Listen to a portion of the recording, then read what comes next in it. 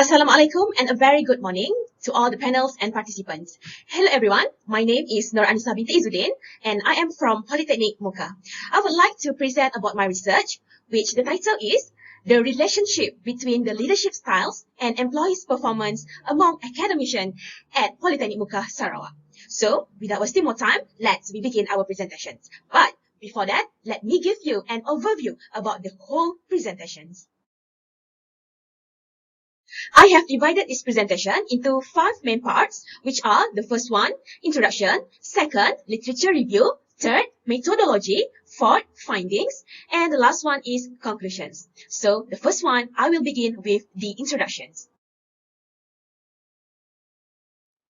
According to Site 2015, in Malaysia, employees, especially in governmental agencies, are being criticized for inefficiency, poor performance, poor accountability, lack of flexibility, and red tape.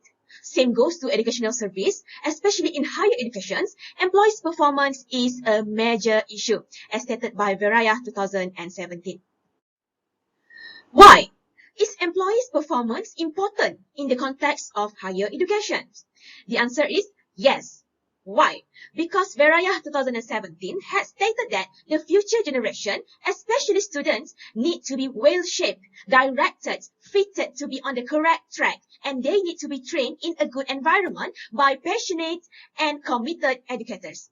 Seeing the important role that an academician carries, if the academician's performance remains poor, the objective to generate quality students and create a successful educational institution will not be realized. However, there are key factors that affect employees' performance in the organization. Based on research made by several past researchers, as you can see from the slides, they said that the style of leadership is a factor that would influence the performance of the employees.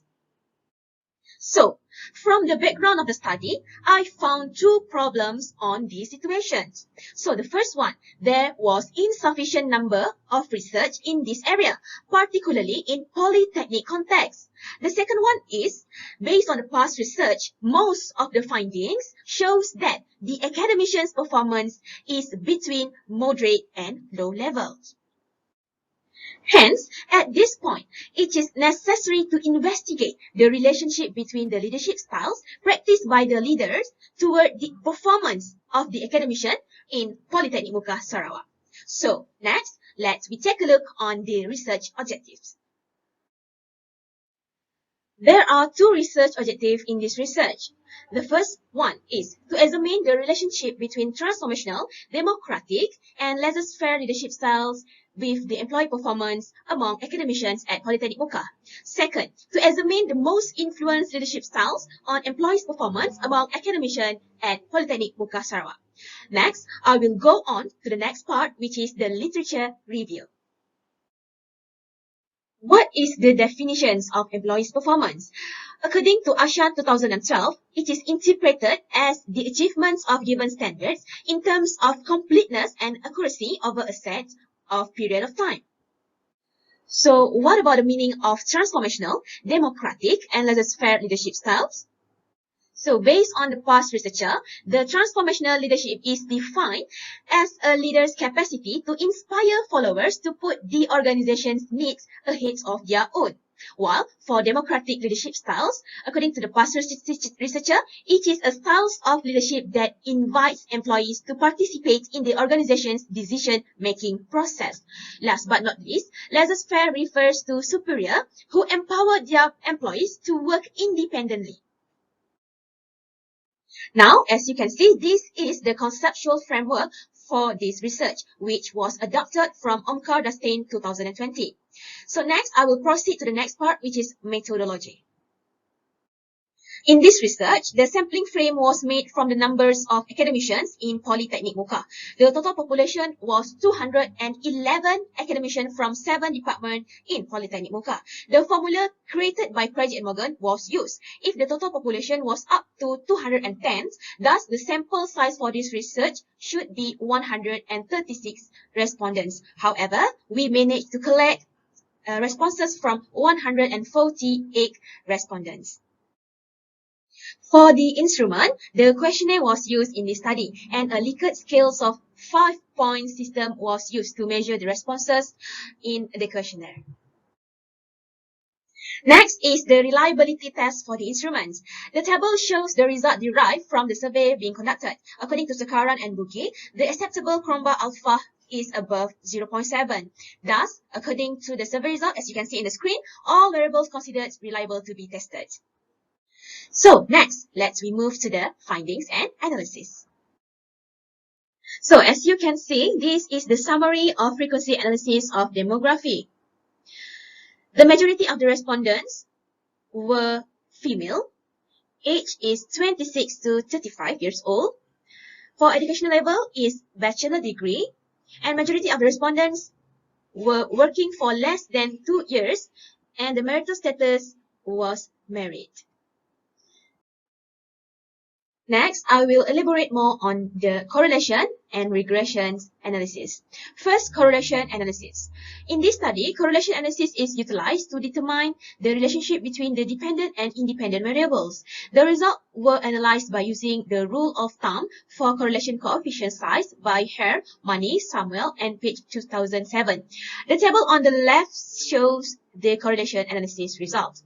Based on the table, it shows that there is an association between transformational leadership style, democratic leadership styles, and laissez-faire leadership style with employees' performance among academicians at Politeknik Mukah. According to findings, there are significant correlation between all independent variables and dependent variables. Transformational leadership styles considered as moderate positive correlations, while democratic leadership style considered as strong positive correlation, and laissez-faire considered as moderate positive correlations. This means that when the transformational leadership style, democratic leadership styles, and laissez-faire leadership styles increase, the employee performance will also increase. On that account, all of the study's hypotheses are accepted. Next is regression analysis. Based on the first table, R-square value will justify the percentage of independent variables which explain dependent variable in the study. From the result, it showed that 57.5% of all independent variables explain to the variance of the dependent variables. Another 42.5% explained by other variables. Next, based on the second table, the F value is 64.9. It indicates that the model is fit when the F value is more than 1. It is also highly significant when the P value is 0.0. The last table is the coefficients result. The highest beta value means the highest contribution to the dependent variables. It showed that democratic leadership styles was the highest contribution to employees' performance and significantly contribute to the variance of the employee performance. Finally, we have reached for the last part, which is the conclusions and recommendations.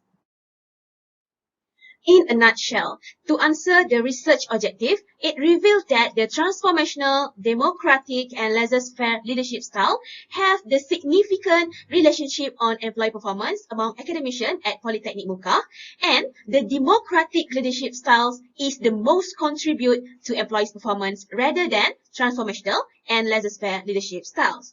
This finding was supported by these past researchers. Last but not least, here are some recommendations based on the research. First, leaders should adopt and promote democratic leadership style more because it has the greatest impact on employees' performance. Second, leaders should apply a transformational leadership style because it has a major impact on performance of the employees. Third, leaders may explore the laissez-faire leadership styles. Fourth, future researchers should be carried out to discover other types of leadership styles that will help develop more on employee performance, especially among academicians in higher academic institutions. Fifth, the future researcher should study other factors that would affect employees' performance, specifically in academicians' context. And lastly, future researchers should enlarge the sample size, which may include from more academicians from other higher academic institutions to increase the research finding generalizability. This brings us to the end of the presentations. Thank you for listening and your attention. And if you have any questions, I will be happy to answer them. So, thank you.